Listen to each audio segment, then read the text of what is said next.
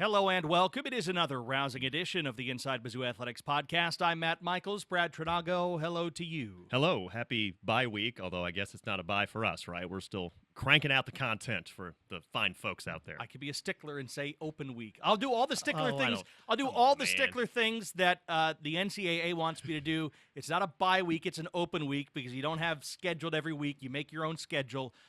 It is not an injury report that the SEC has. It is an availability report. And by the way, it is an availability report, and I could prove it if we really need to. And, it's not the 2-minute warning. It's the 2-minute timeout. You said the words 2-minute warning bunched together. If you say it 3 times, I think somebody comes out in a striped suit.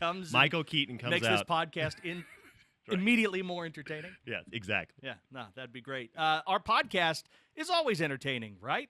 It's brought to you by Shelter Insurance. Hey, they've stuck with us for long enough, so we stick with Shelter and thank them very much. Not just for powering the podcast, but also for being ranked number 1 in customer satisfaction for auto insurance in the Central Region by J.D. Power. 6 of the last 7 years. We're your shields. We're your shelter. And Tiger fans, say aloha to Hawaiian Bros, where the island-inspired flavors are positively delicious. You'll love favorites like Huli Huli Chicken, Luau Pig, and the delectable Dole Soft Serve. Hawaiian Bros is just south of campus on Grindstone Parkway, or order at hawaiianbros.com. We're entertaining 6 out of the last 7 podcasts. as determined by J.D. Power, maybe. Okay. Not really J.D. Power. We'd be in baseball's Hall of Fame if we could do that. Right? Exactly. There's some that maybe, you'd be in a lot of Halls of Fame if you could do 6 out of 7. We have 6 new inductees into the Mizzou Athletics Hall of Fame, and it's great content for this week, not just because it just happened, the week of the Vanderbilt game. The inductees were formally honored in a ceremony on the floor of Mizzou Arena, and in their own way, all of these individuals left their mark on Mizzou Athletics, and of the 5 who were present, the late Bill Whitaker also inducted posthumously. These 5 kind of come from a very similar time frame, or at least 4 of the 5, when it comes to maybe what I would consider, looking back on it, kind of a golden age in those mid to late 2000s. I was looking for the word of Mizzou Athletics. Martin Rucker, Wayne and Susan Krecklow, Krishna Lee, Chris Rohr, all in that time frame when everything seemed to be rolling on the right page from like 05 to 09. And Amelia Moses, a little bit before that, Amelia Moses Hicks now, women's golf, who still is, the only golfer, male or female, to win an individual medal at a conference championship for Missouri. Yeah. So, really fun time. That happens to be, I'm going to date myself, that happens to be around the time that I was attending Mizzou. And yes, I can speak to the fact that there was an upward trajectory there as you hit the mid-aughts. And obviously, Martin Rucker and what happened on the Mizzou football field during that time is a prime example of that. Yeah, absolutely. And since T. Rucker is always so generous with his time and interesting to talk to, why don't we lead off with him? We've got interviews with the 5 inductees present at the Mizzou Athletics Hall of Fame, and we'll start with the one and only T. Rucker.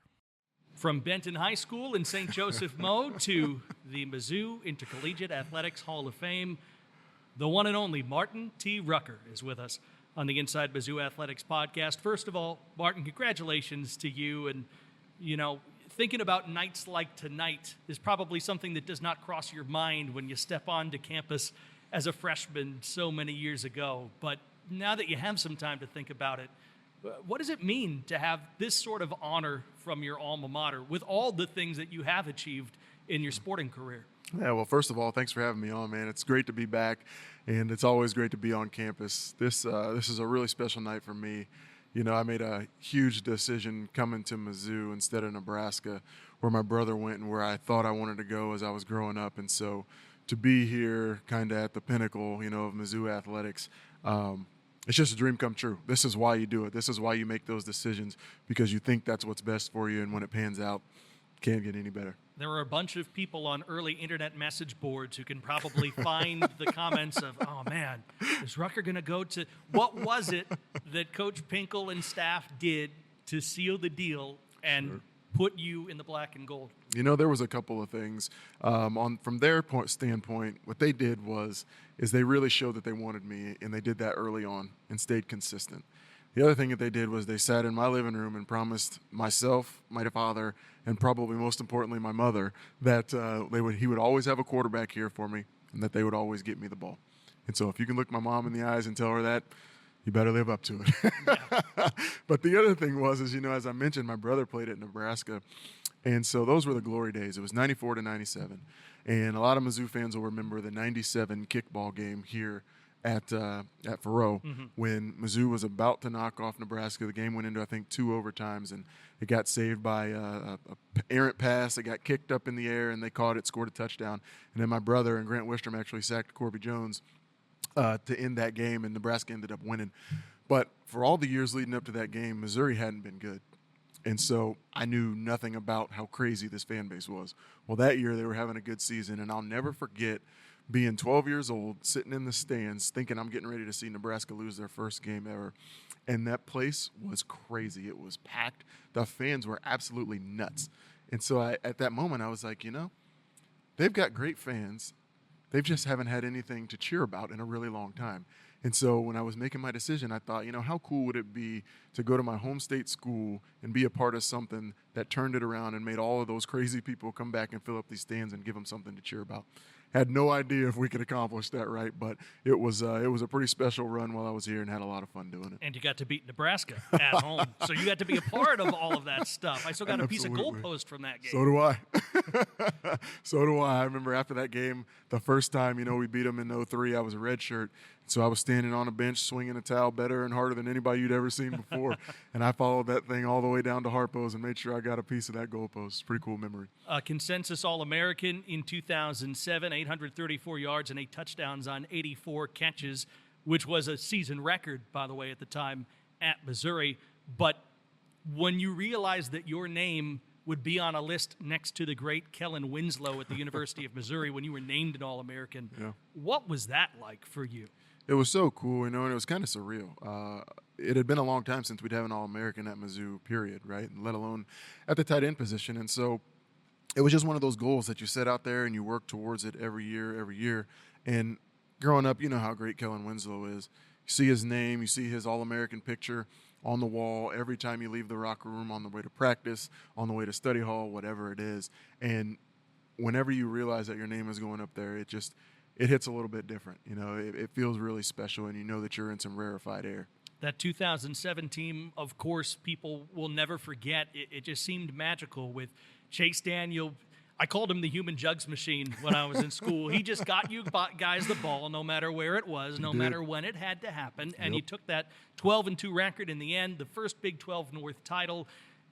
For that group, of which you were a team captain, by the way, what made it truly come together? And when did you guys know it was going to be special? I think we felt like we had something special in the summer. That team had been through a lot. The seniors on that team had been through a lot, and probably down to at least the juniors, if not even the sophomores. If you'll remember back 2003, we went to the Independence Bowl. It was great. That was supposed to be the turning point of the program. Next year, we go 5-6, miss a bowl game, right? Mm-hmm. We're losing games that we're winning in the fourth quarter. We go in and we end up losing the game by 3. We lose by 7. Next year, 2005, we end up back at the Independence Bowl. Yep. But we're on the right trajectory, right? But there was just that same case of losing games late in the season, late in the game. And so then you got to 2006, and we took another step. We got to the Sun Bowl. It was a little bit better, but we weren't quite there yet. And so the seniors on that team had been through those ups and downs and had learned how to win those games that we would lose late in the season, late in the game. And so you take all of those experiences together, put a little bit of leadership on there with Lorenzo Williams, with Will Franklin, Jason Ray, Tommy Saunders, some of those great guys, Pig Brown on those teams, and you take those experiences, those character guys of leadership that are able to influence the younger guys to keep them focused, not only throughout the games, but all the way throughout the season. That's what really made that special, was the guys in the locker room. As you think about what Missouri football has become, a jump to the Southeastern Conference and success there and success ongoing and a South end zone that couldn't have been a glimmer in anybody's eye and all the rest, do you ever think back and say, you know what, it was that group of seniors that was a part of laying those foundations for some of the greatness that was still to come? We absolutely do, and whether it's true or not. But, that was our goal, right? We were a bunch of, especially that 07 senior class, we were a bunch of 3-star guys, right, that had some grit and some determination and some discipline. We were playing our tails off so that we could start to attract those 4-star guys like Jeremy Macklin, like Dorial Green Beckham, like Blaine Gabbert. We were trying to get those guys in the door because we realized early on, we're some hardworking guys. And, our motto was, we don't care how many stars you got. When you cross those lines, we're going to knock the stars out of you. But we knew we were going to need some of those guys to help us get it across the line, right? And so, when we got J-Mac, when we got Chase Kaufman, when we got Chase Daniel, guys like that to start coming to Mizzou, I'll never forget playing that game in Illinois, and J-Mac just went crazy. And I can remember on the field as he was running one of those touchdowns, and I was thinking, golly, this is so much easier with these guys that are really good. And you get on into the season, and Denario Alexander, just a freak athlete, right? They just made it so much easier on everybody else. And so that was when it was like, you know what we've done here is really starting to work, and we just hope that what we were able to do while we were there was going to continue on into the future. As we speak right now, the moment hasn't officially happened. It will be official later tonight. But for Martin Rucker, what does it mean to be a Mizzou Athletics Hall of Famer? It means everything. This is why you do it. This is what I set out to do when I made that decision to come here. And you never know. I just thank God so much, because through injury or what have you, any number of things could have happened. But I was able to stay healthy. I had a great coaching staff, great teams, great quarterbacks to get me the ball. And just I was able to end up here at this moment right now. And I'm just so thankful to God. We didn't even talk about the NFL or any of that other stuff. We could go on forever. I know our time is short, but Martin Rucker, we appreciate you being here on the podcast, and congratulations again on this great honor for you. Thank you so much. Appreciate you having me. He said he drove with all the kids, with all the family. He probably had hundreds of people there. I don't know. I only got to see Martin, but I mean, what a cool person to represent what was so good about that team as it had its ascendancy under Gary Pinkel the first time, in that 2007 team, to hear the stories about how that veteran group had been through a lot. It makes a lot of sense that they knew that they could do special things. I wasn't around for the team that is in the record books as undefeated back in the early 1960s, but to me, in my opinion, the 2007 team is the best Mizzou football team ever assembled, and Rucker obviously was a really key piece of that. At a time where Mizzou was just rolling out NFL caliber tight ends, and Rucker was right at the top in terms of those who had really high ability levels, obviously a consensus All-American. And the fact that he caught 84 passes for 834 yards on a team with that many weapons, I think in a way makes it even more impressive. Yes, that was maybe the best passing attack Mizzou has ever had, but you had so much talent surrounding him. The fact that he ended up being the primary pass catcher, if you will, I mean, it speaks to how stinking good he was. Yeah, absolutely. And also stinking good during a very similar time frame, Brett Halter's throwers on the track and field team.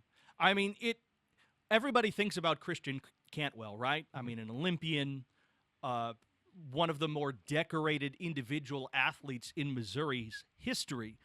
But there were two inductees on the men's and women's side, throwers under that program, who aren't named Cantwell, who were multi-time All-Americans. And everybody had their fingerprints on that part of the track and field program that got going so strongly under Coach Halter's direction, and, of course, the great Rick McGuire's head coach at that time. So we'll hear from both of them here in succession. We'll start with, on the men's side, a native of the Kansas City area, Chris Rohr. This episode of Mizzou Storytellers on the Inside Mizzou Athletics podcast is brought to you by Sophia's and Addison's Restaurants. Sophia's and Addison's Restaurants are great local spots to visit before or after all Mizzou home games. Addison's has 2 locations in Southwest and downtown Columbia and features over 20 beers on tap, including local brewers and, of course, their famous Nachos Bianco. So remember, before or after the game, stop by Addison's. An incoming member of the Mizzou Athletics Hall of Fame in 2024, decorated in the throws in track and field, Chris Rohr is with us here on the Inside Mizzou Athletics podcast. So an All-American 6 times? Correct. So you needed to have like one more finger. You had to have 2 hands by the time it was all done with your success? That is correct, yeah. Yep. You know, you were at Missouri at a period of time from 06 to 09 when the field events and specifically your throws program was just gangbusters. Mm-hmm. What do you attribute all that success to that you and your teammates were able to have? Yeah, I attribute a lot of it to the coaching staff. I mean, Brett Halter was able to bring in a lot of good athletes from Christian Cantwell, Russ Bell, and he continued that tradition. And so we were able to come together and really grow and challenge each other. I can remember several meets that we took first, second, third, fifth, sixth, and we were placing all of them. So it was great.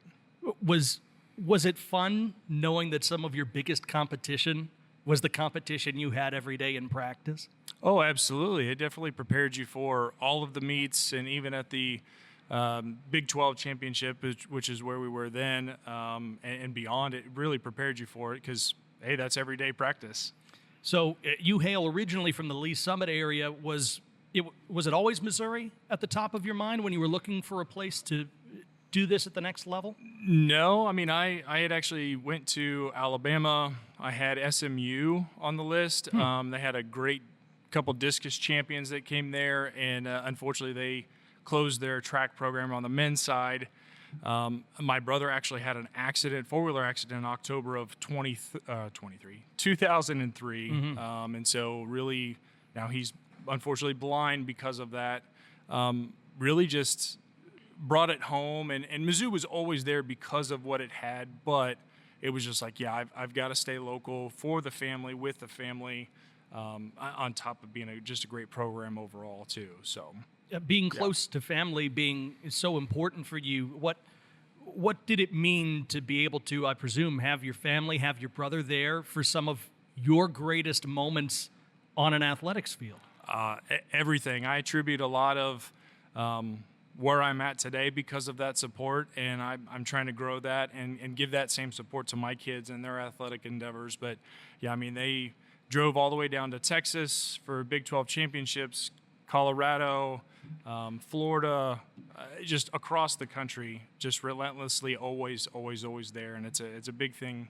And I attribute a lot of it to my success. Now, your senior season, you were the USTF CCCA, and I'm not going to try to say that in any way other than an acronym, Midwest Regional Indoor Athlete of the Year. You had the weight throw and were leading the nation on the way to an individual Big 12 title. What made that run in indoor in 09 so special for you? For me, it was the prior year, actually. So there was a KU thrower, Igor Agafonov from Russia.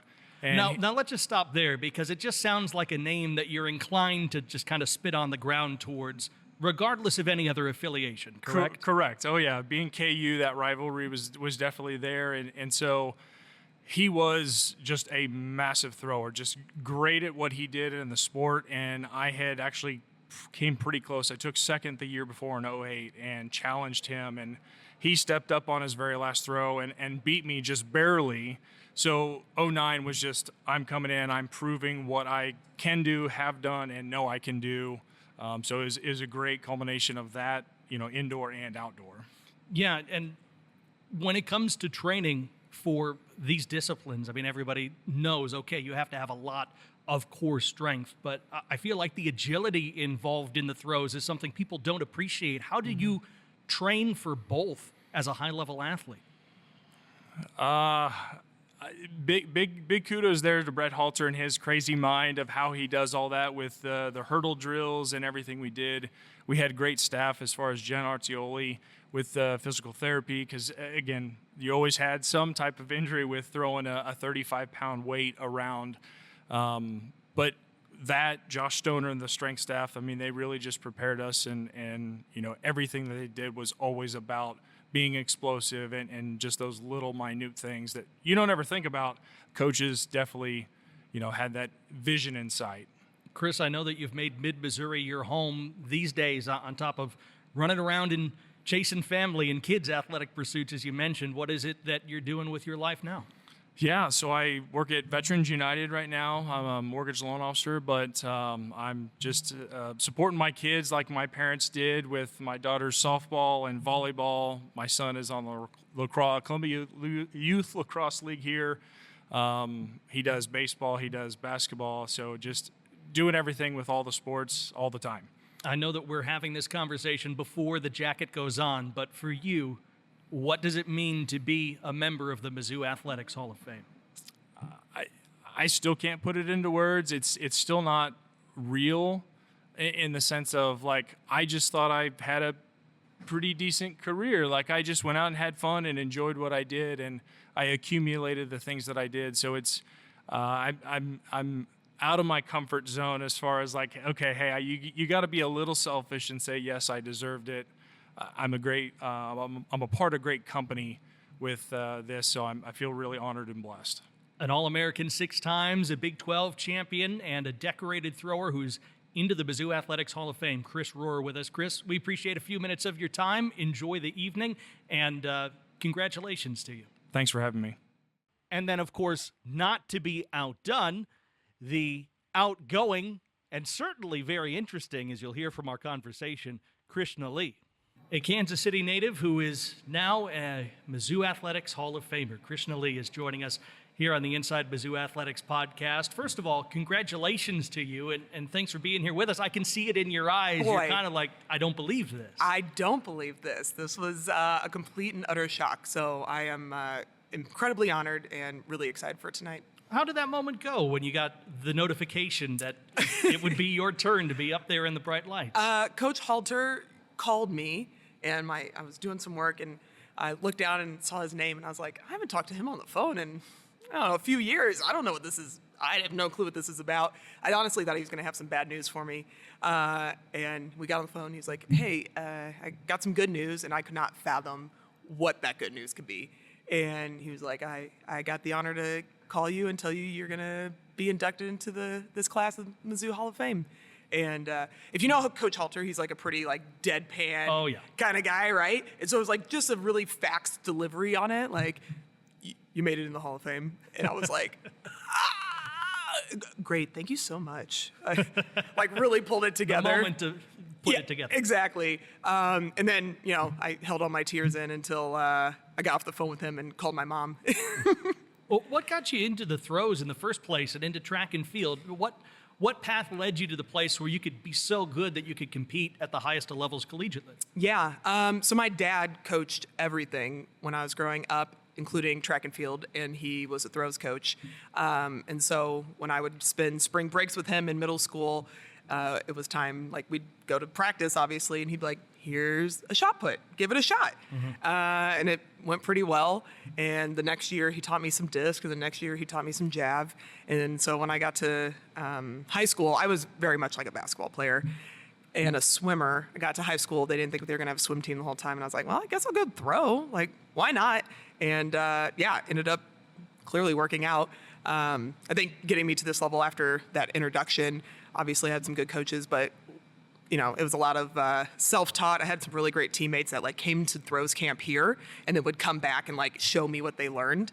Mm-hmm. And so I thought it was kind of a wonderful full circle that I was able to come and compete here with one of the best throws coaches in the country. Yeah, and that period of time with Coach Halter having his hands all over this throws program, it just was, success after success. What was that environment like for the men and the women who were involved in those disciplines? I think it says a lot that there's 2 throwers going into the Hall of Fame this year. Yeah. Right? From the same time period. Chris and I think he's a year in front of me. We both come from the Kansas City area, got to come compete together. We were volunteer coaches together, competed post-collegiately. And that's just kind of the environment we had. We had a lot of really incredible throwers. So every day you're competing against some of the best people in the country. And then, you get to go out and kind of, obviously it's an individual sport, but we're all supporting each other. I want to beat my teammate just as much as I want to beat somebody on somebody else's team. So it was really just an environment that was really conducive to greatness. So 3 times an All-American, 12 times All Big 12, which must be very easy to remember if you want to. Just remember 12. I'm not going to lie. I couldn't have told you that fact. So thank you, Matt. Really? Oh, there you now go. I know. And an NCAA qualifier, and as you mentioned, post-collegiately went to the United States level and competed against the best of the best. What kept you motivated to keep going on the road that you did and take it beyond Columbia, Missouri? Yeah, I wanted to compete for our country since I was sitting in the living room watching. I would say it really sunk in the 96 Olympics, but I remember the 92 Olympics also, and being like, oh, these are the best people. And I knew from like that young age that I wanted to be that person. And so that combined with an incredible support system, my family and friends believed in me so much, and they stood behind me and pushed me. And even when I was down on myself, they were the ones that were like, no, you're right there. You've put in the work. That time is going to come for you. It didn't to wear a USA uniform for me in track and field, but I learned a lot. I was able to take that and actually compete for the national team for women's tackle football a couple years ago. And so I think that was a really formative time in my life of being able to push towards that goal. And even though I didn't quite make it the way I thought I would, it got to continue to live in me and come to fruition in a different way. Yeah, you mentioned it. You are one of the professional football players going into the Mizzou Athletics Hall of Fame. Maybe not in the NFL, but yeah. You have played for Kansas City in the Women's National Football Conference. Were there elements of what you did in track and field that equated very quickly to the football field? And how did that crossover happen for you? Yeah, I was really lucky. The whole track team was really lucky in having Dr. Rick McGuire as our head coach, and everything that he was able to give us for sports psychology wise, right, and our high performance. Everything I learned on the mental side of the game is so easily translated, not just into football, but into the office, right, into the workspace.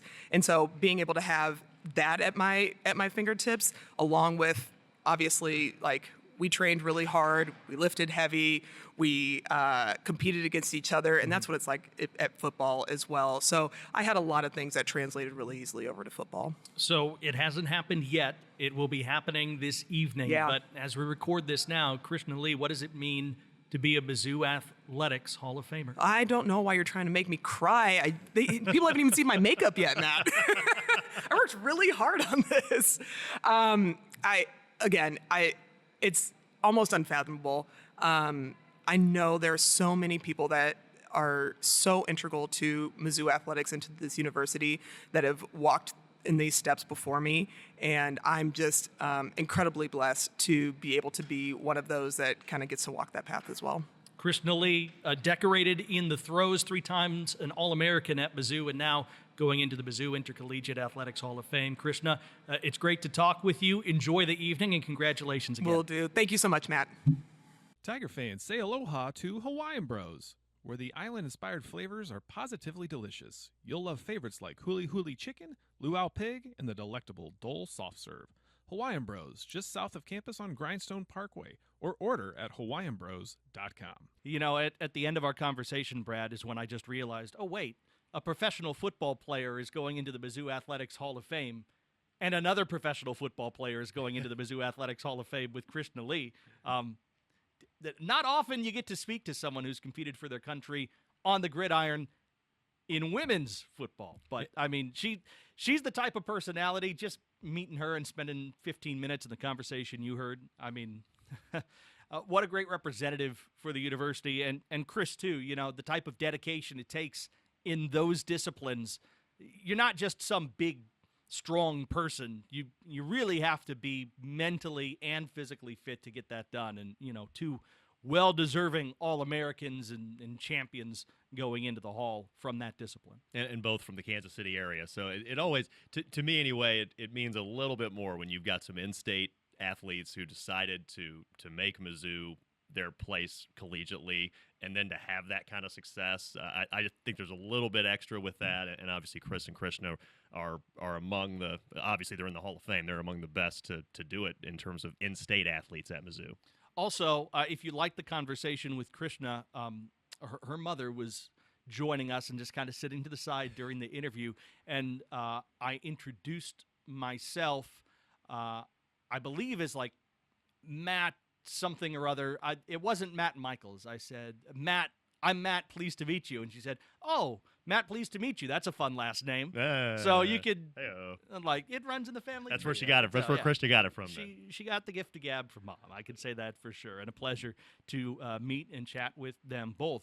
And also, this is an interesting conversation because Amelia Moses Hicks, again, the only individual medalist in a conference championship for Missouri. She was the first African-American golfer to win a Big 12 individual conference championship. And I tell you what, I didn't think that the conversation would end up going to a lot of the places it did, but it makes so much sense. And you'll hear why in just a bit with our conversation with Amelia Moses Hicks.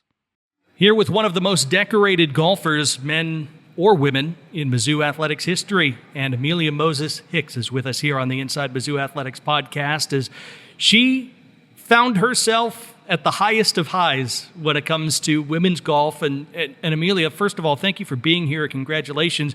You put yourself all over the record books when you were in college, so much so, and I don't know if you realize this, that there was a record of yours that just got broken last year.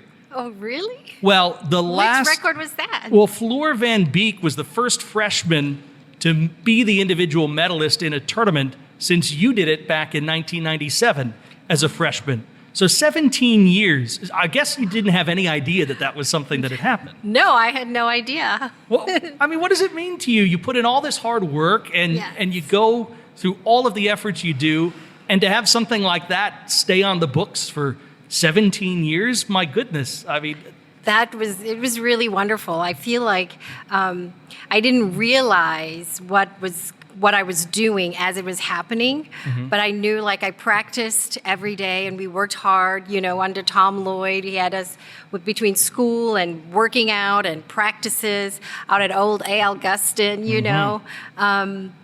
we kept us very busy. And so it's good to see that some of that hard work paid off and came to fruition. But it's still nerve-wracking when you're out there, playing. So absolutely. Coming all the way from Coronationville, South Africa. First of all, where in South Africa is Coronationville, and how did you make it first to the States and then to Columbia, Missouri? So Coronationville is in Johannesburg. Okay. So it's a colored township in Johannesburg. In South Africa, they have like 4 races. And so I'm going to give like a little history lesson. Right. So sorry. But there's Indian from India, colored, which is a mixture of black and white, and then black, and then white. And so those are the 4 races. So Coronationville is a colored township, so it's not as harsh as some of the black townships were. Under apartheid. Under apartheid. So that segregation. So we were all separated. And so that only really ended in 1994. And so by 1996, when I came, it was just really beginning, the early stages of reconciliation between all of the races and things like that. So it was a pretty intense time in my country during that time. And I was fortunate enough to be, on the links here in the United States of America playing golf. So that was really fortunate and a blessing for me. But that's where Coronationville is. So we started playing when I was 6 and my sister was 9 years old. It was a dream that my dad and my uncle had for us, because they were never allowed to come to the United States because of apartheid. And under apartheid, we couldn't really pursue our academics or get our college degrees. So that was one way we could get our college degrees and his passion and love for the sport of golf. So naturally, my sister and I, we started playing golf. And that was our plan, to come to the United States on a golf scholarship, because that would be the only way we'd be able to afford it, first of all. Yeah. And so we would work hard, like after school, 2 to 3 hours every day. On the weekends, 6 to 8 hours a day, on the weekends, practicing, playing different tournaments, all in preparation to come to the United States. And so my sister apply to different universities, and the Mizzou offered her a full scholarship, and so naturally I would follow in her footsteps, because she's my only family in the United States. So I applied and also received a full scholarship to the University of Mizzou. So that's how we kind of came to being here at Mizzou. Yeah, and thinking about being so far from where you came from, did it make it easier to immerse yourself in school and golf with your sister? Because, you knew what the task was, and that's what you were here for, and no matter how homesick you might get, you had this mission in front of you. Yes, we had the goal, and that's the thing that my dad had always instilled upon us, to be very goal-driven, very goal-focused, and, not quit until you reach that goal. So it was really hard. I know my sister, she stayed an extra semester to finish her degree, and then I finished my degree, and then, she went back to South Africa, and I stayed here, knowing that, there's not the country, there's just so much more opportunities in the United States. And I think a lot of safety and security is kind of taken for granted, and I feel just so much safer here in this country in different parts. You have your bad parts, but there's so many good, safe parts, whereas, in South Africa, you're always looking over your shoulder. There's that anxiety you don't know with so much poverty. Yeah. So. Well, and you took your chance in America and parlayed it in 2000 into a Big 12 conference championship. You're still the only individual conference champion in Missouri's golfing history, again, on the men's or the women's side, and an All-American golfer. Wow, I had no idea. Yes, Wow. Absolutely. We're learning things all the time. I know. But when you think about those sorts of things and the accomplishments that you were able to have in college, what does it mean to you to not only have had that success, but also have it mean an induction on a night like tonight? Wow, I'm really humbled, and it means so much to me because it shows that all of that hard work paid off, and it was really, like, in a big way, the sacrifices that you made to be so focused and so driven really paid off. And so it just really it almost feels like surreal, because when it's happening in the moment, you don't realize. Because even now when I look back at it, I'm like, oh, if I had just made that one putt on the par 5, I would have won 2 Big 12 tournaments, And I missed it, and I could never go back and redo it, And I'm sure if I redid it, I'd make it a million times, and miss it the one time I needed to make it.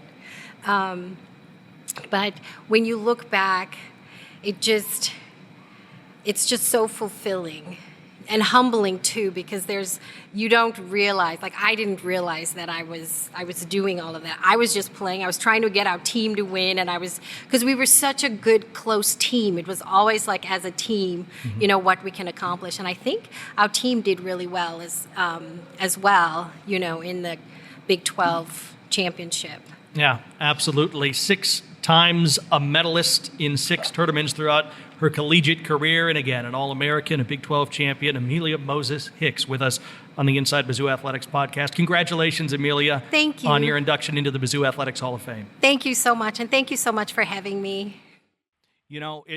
Speaking about that time of history that I think is so distant to a lot of people who might be listening, the apartheid regime in South Africa, and having Amelia Moses Hicks say, in so many ways, that kind of put me where I am, myself and my sister, where we wanted to do things to give ourselves that education and give ourselves that way out. I mean, being a person of color in a regime that was not kind to people of color, I just think it really gives a different perspective on all of her achievement here, because so many people think, okay, you grow up, you're a good athlete, you go to college.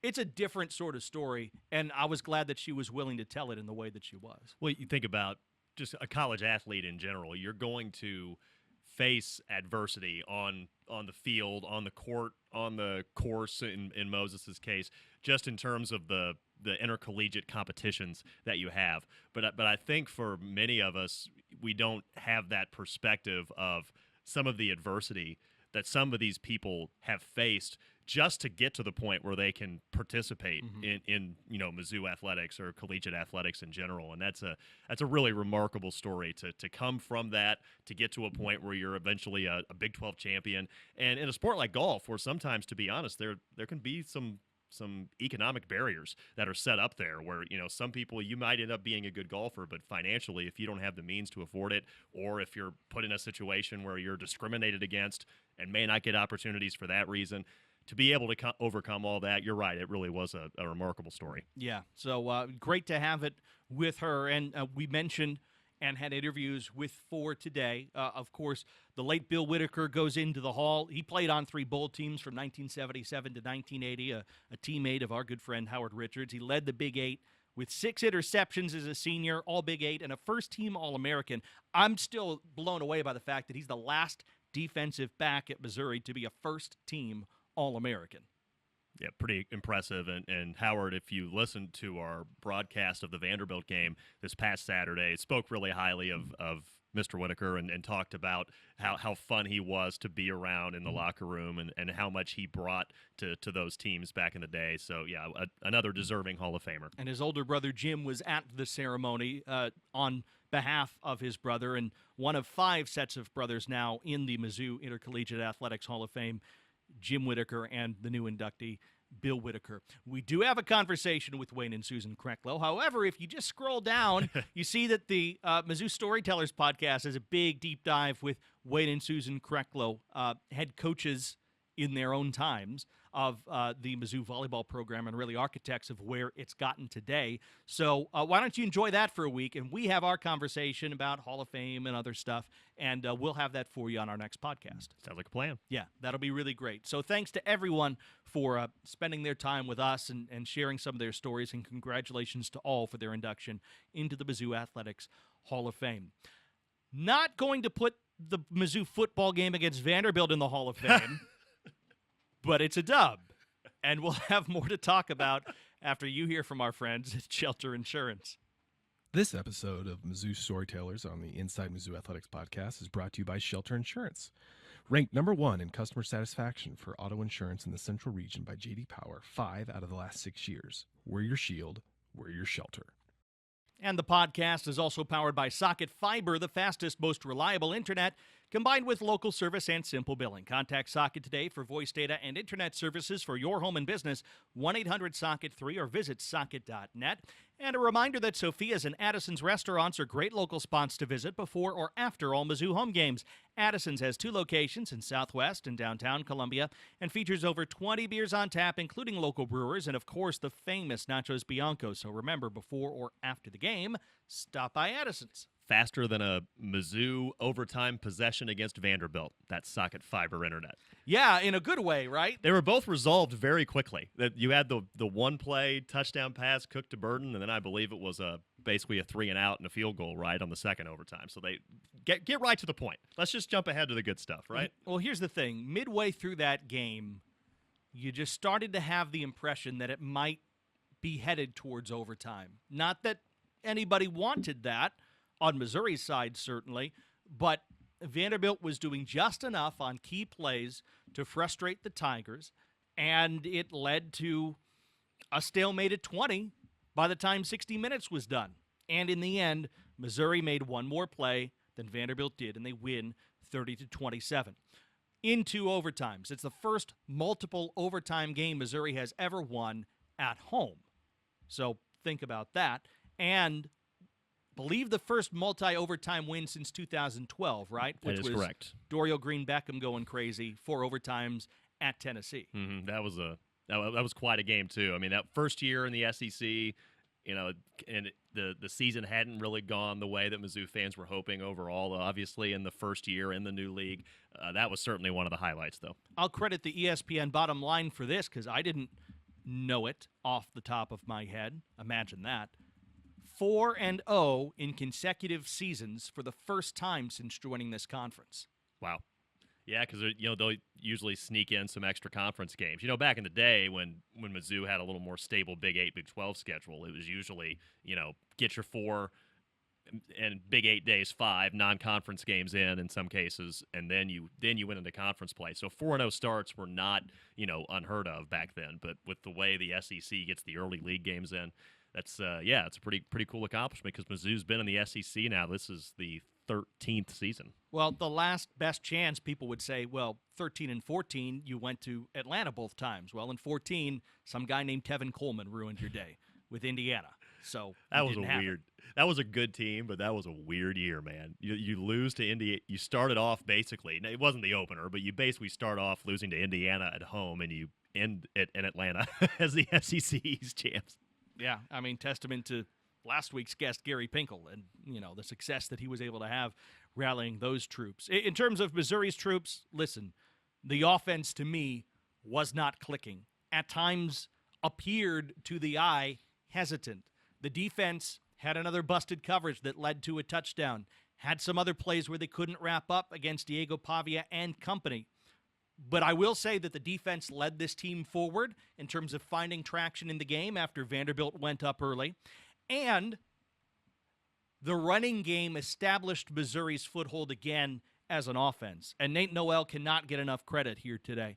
24 carries, 199 yards, a long of 64 that he says he should have put in. He was tackled like 4 or 5 yards short of the end zone. He averaged 8.3 per tote, and when not a lot else was working consistently for Missouri, he was working on offense. And so running game and defense for this team that was expected to be very explosive in the passing game, and we haven't quite seen that yet, it carried the day, and it can carry the mail in this league. We've seen it time and time again, and it carried the mail as well against a clearly improved Vanderbilt team.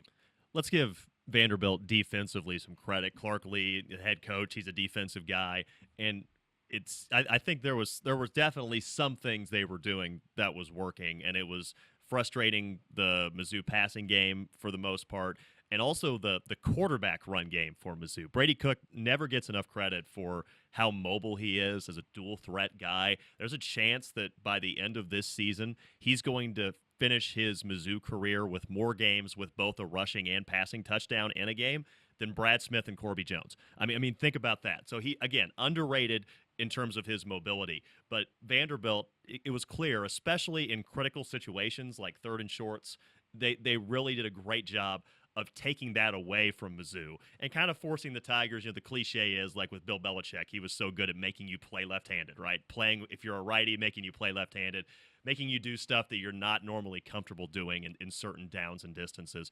And I would agree with you that it just overall wasn't clicking for the most part in this game. You look at the stats, like for Brady Cook, he completed more than 60% of his passes. He threw for more than 220 yards. He had 2 TDs, no picks. You're like, oh, it's okay.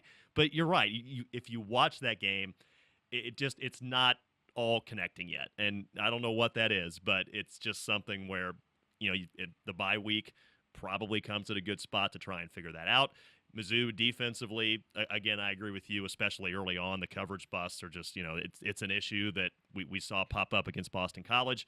Happened again in terms of, I don't know if it was eye discipline or what, in the game against Vandy.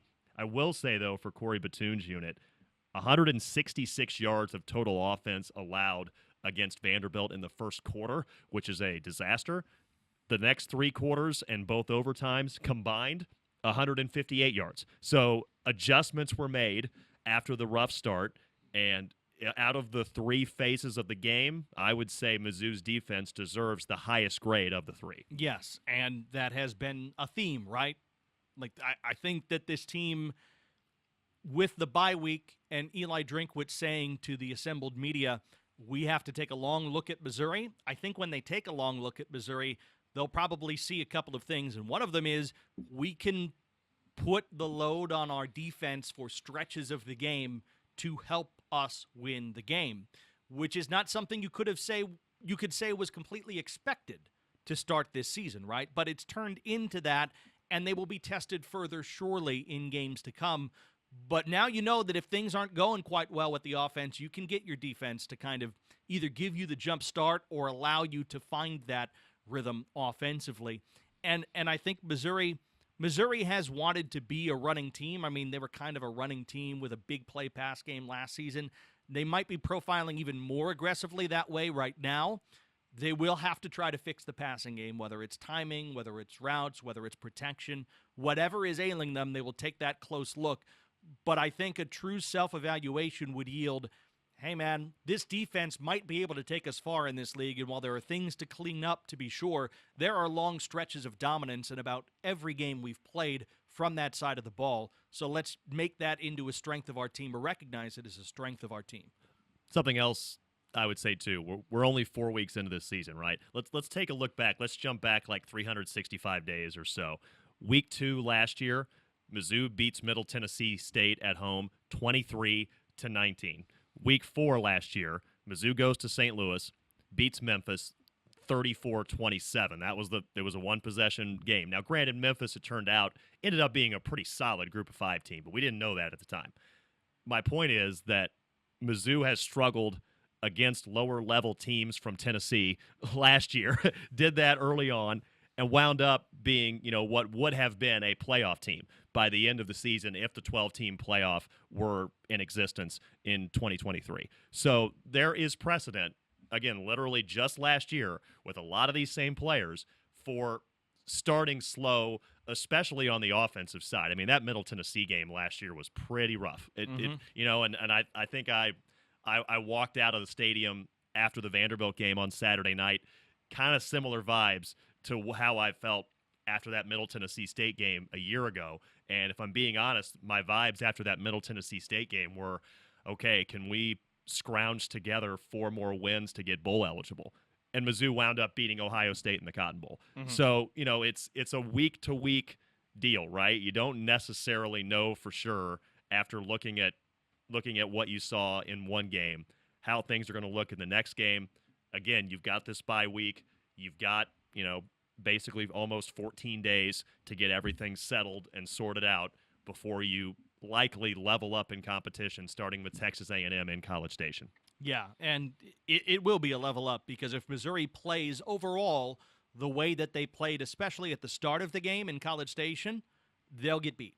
Yep. I'm willing to say that. I think Missouri would be willing to say that as a team. Like, you can't have those things that have plagued you the last 2 weeks at the start of the game plague you here. Like, even play it to a draw through one quarter would be better, because eventually you'll run into a team that takes advantage of those errors at a higher rate than Boston College and Vanderbilt have been able to. But I will say this, and maybe we'll leave it on this for the football game. I'm not going to be surprised if Vanderbilt ruins someone's day. They have a brutal-looking schedule down the stretch, right? But if I'm LSU, do I really want to play a team like Vanderbilt that gives me a completely different look than everybody else does, especially late on in the season?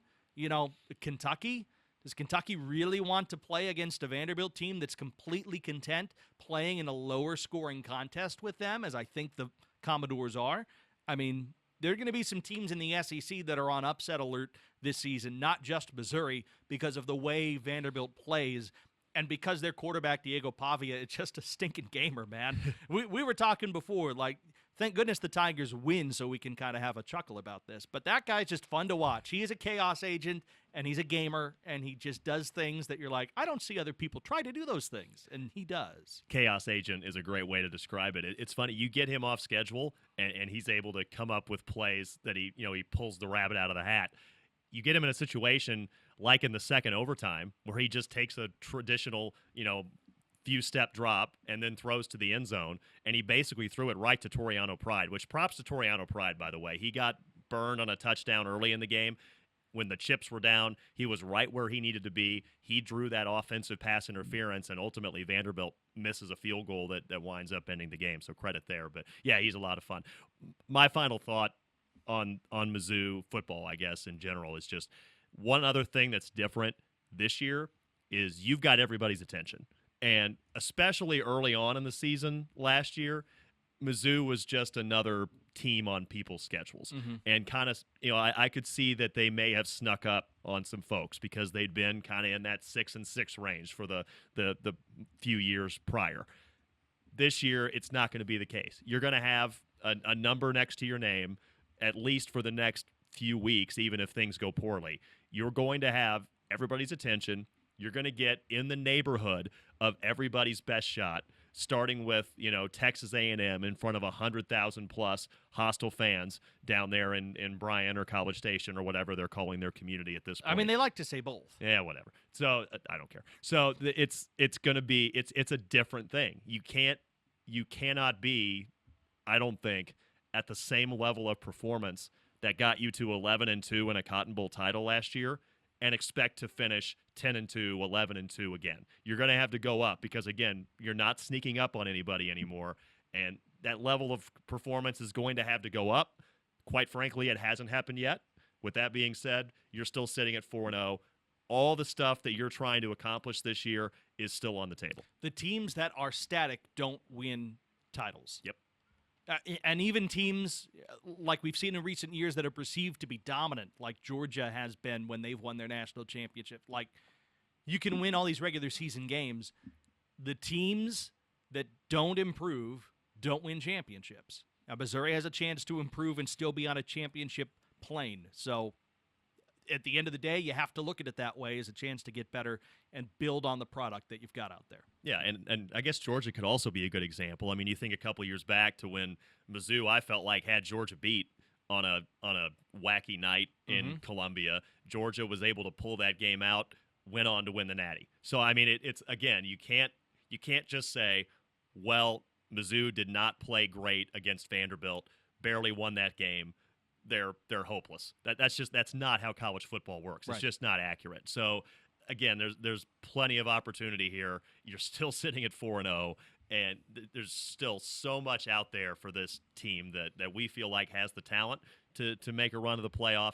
It's all still in front of them. But again, it's going to have to get better starting in October. Absolutely. So we will look forward to what that looks like in a couple of weeks, and we'll talk a lot more about the A&M Aggies coming up in next week's Inside Mizzou Athletics podcast. So there's plenty still going on around athletics. Congratulations to volleyball, which went on the road to Lipscomb at the Lippy Invite. By the way, like the fact that they just say, we're just Lippy. Delightful name. Well done, Lipscomb. We're Lippy. And 2 wins, one over the host team, 3-1, and then a 3-2 victory over Illinois. And Illinois is a good volleyball program. And Missouri was able to outlast them 25-17, then 22-25, 25-21, 21-25. You're sensing a theme back and forth, and then they took the fifth, 15-12, and the Tigers advanced to 8-3, and that is a little bit of a pelt on the wall for Don Sullivan and company, I think, at the end of the season, because in a good volleyball conference in the Big Ten, Illinois is usually right there near the top, and the Tigers got that one done on a neutral floor. And hopefully a little momentum for Don Sullivan's crew. 5 straight match wins now heading into SEC play, and then the conference openers on the road against LSU on Friday night, and then heading to Texas A&M right after that on Sunday afternoon. And obviously not going to be easy road conference matches, but those are 2 teams that they're not in the national rankings right now. So if you're going to have some opportunities to maybe steal 1 or 2, maybe you can do that there, get a chance to continue to build that momentum and build your resume coming off, like you said, a win against a Big Ten school in volleyball. I mean, if you look at the stats, it looks like the Tigers, especially in that 5th, kind of survived. Didn't have the greatest attack percentage from either side on that one, but you know what? That's all you have to do is survive. So they, again, will be improving, we're sure, as we go throughout the season. And now that league play is here, it's like, man, where's the time gone when it comes to volleyball and all the rest? Soccer had their home opener in the league. Hard fought, but fell to Texas A&M. They will be in action coming up throughout the course of this week at Tuscaloosa on a Thursday night at 7. And then Florida at home Sunday 5 p.m. special. That could be a fun one to attend. Well, it was fun last year, right? Mizzou was able to go on the road and defeat Florida in Gainesville, so going to try and keep that streak going against the Gators. Yeah, absolutely. The Gans Creek Invitational is back. They host a lot of stuff out at Gans Creek now. I mean, they had like the warm-up, and they've had another run, and now they're going to have the 8K and 6K. 8 a.m. for the men, 8:45 a.m. for the women on Friday the 27th. And again, if you haven't been out to Gans Creek, not just for a race, but just to see it. I mean, it's a really impressive facility, and the Tigers will look to win that home meet and kind of get ramped up for the season to come. Well, and you've got the conference and national championships that are lined up at that Gans Creek course. I mean, you might as well maximize it and use it as much as you can, right? Yeah. By the way, volleyball this coming weekend at LSU and at A&M. So a true road swing for Don Sullivan and company. That won't be easy, but they never told you the SEC was easy. And softball's hosting an exhibition.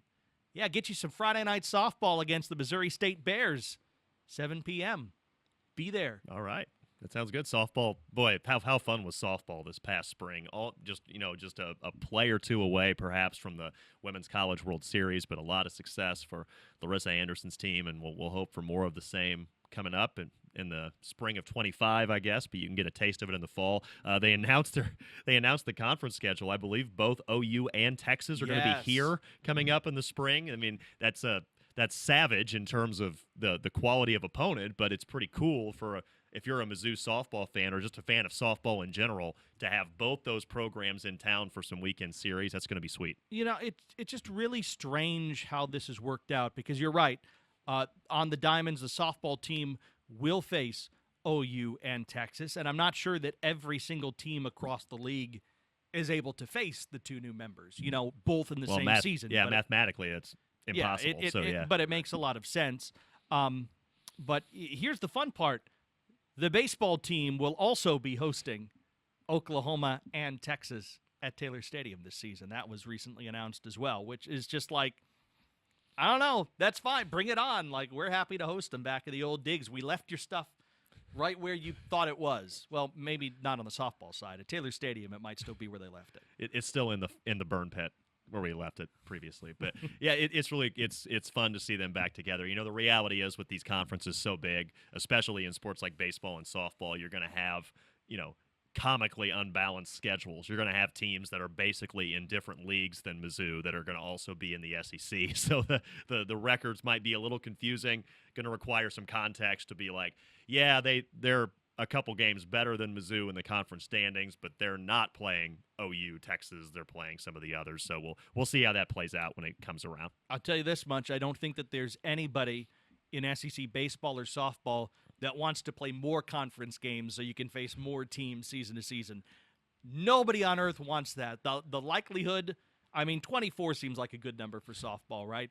But the likelihood that baseball goes to hey, let's have all but two of our weekends be conference, no, it will go down before it goes up. You can put me on the record as saying that. Nobody needs more of that meat grinder. That's fair. And we skipped past the winter, but practices started this week at least for basketball. I don't know about wrestling, but practices starting this week for hoops, and the basketball action starts the first Monday in November, which, as we sit here in late September, it's really not that far away. Yeah, it isn't. And by the way, if you do want some wrestling content, you just scroll down your Inside Mizzou Athletics podcast feed, and you find the Tiger Style podcast with incoming freshman Aiden Sinclair, who is only, a world's champion at the U20 level. Well, and he's funny, and really it's a credit to Brian Smith that, the quality, it's not just the quality of wrestler, it's the quality of kid. They call them kids, so I'm going to call them kids. Hopefully they don't beat me up for saying that. But it's the quality of kids that they bring in too. He was a really fun interview, just a fun listen on top of the fact that he's really good on the mat. Yeah, so a lot of it is still to come, and we will take you through as much of it as we possibly can here on this podcast through the 24 and 25 season. Thank you so much for listening, and thanks to our Hall of Famers, all of them, for spending some time with us. He's Brad Trinago. I'm Matt Michaels, and we look forward to speaking with you next week here on the Inside Mizzou Athletics podcast.